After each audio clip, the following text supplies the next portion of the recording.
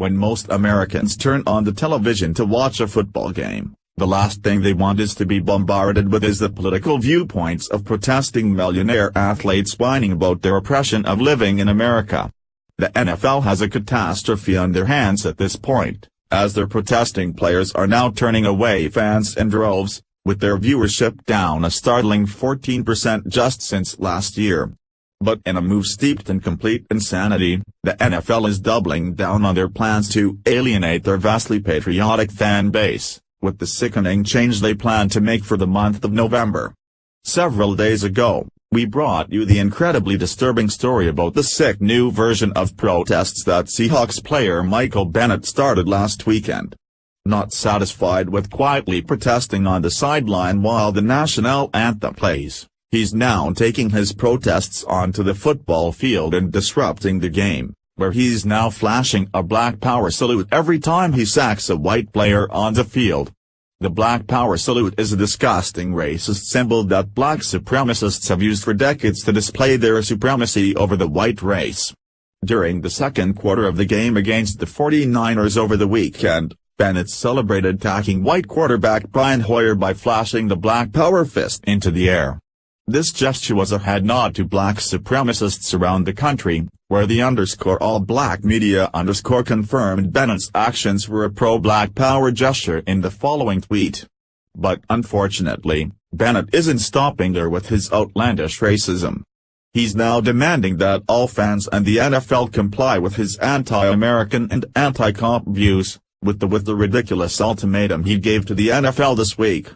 Similarly to how the NFL dedicates an entire month to breast cancer awareness, Bennett, along with several other protesting athletes, want the entire month of November to be officially recognized by the NFL as a month to protest America's police officers, and the oppression that blacks feel with living in our country.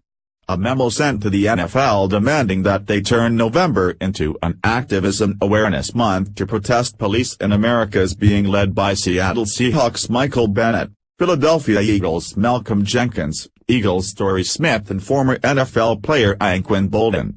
All these players have been very vocal with their protests all year, with Bennett swearing during preseason to continue Colin Kaepernick's protesting legacy.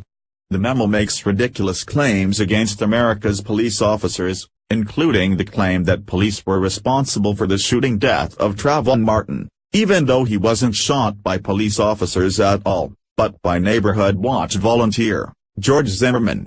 But these black players are blinded by their hatred of all police officers in America, as they throw in unsubstantiated cries of racism to pressure the NFL into supporting their anti-cop views.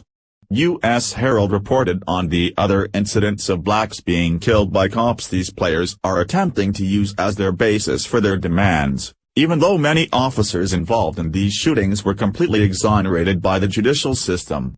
They reported, Alton Sterling was shot by police while trying to draw his gun during a struggle with officers. The officer who shot Jordan Edwards was fired and indicted. Sterling was shot by police after he attempted to pull out a gun on police officers while engaged in a struggle. The officer was indicted and fired. It may be important to note to people of all races and religions that pulling a gun on a cop may result in immediate death. Here's the memo that was sent to the NFL with the ridiculous other demands they're making. To be clear, we are asking for your support. We appreciate your acknowledgement on the call regarding the clear distinction between support and permission. For us, support means, bear all or a part of the weight of, hold up, give assistance to, especially financially, enable to function or act. We need support, collaboration and partnerships to achieve our goal of strengthening the community.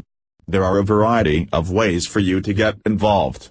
Similar to the model we have in place for players to get involved, there are 3 tiers of engagement based on your comfort level. To start, we appreciate your agreement on making this an immediate priority.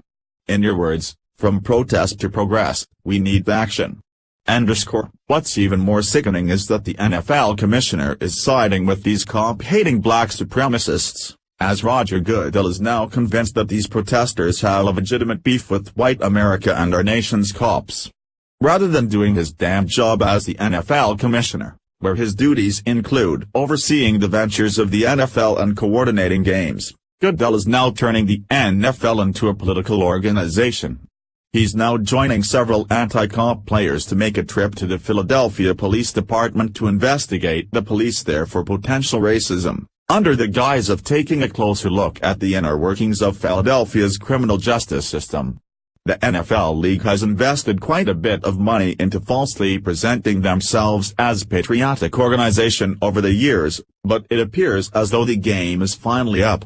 NFL games have been completely hijacked by race-baiting liberals who are now using America's favorite pastime as a disgusting platform to spew their anti-American and cop-hating antics.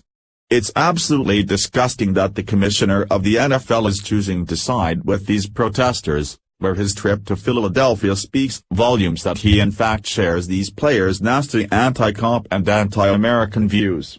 Will you still watch the NFL if they dedicated the month of November to protesting America's police officers? Let us know in the comments below.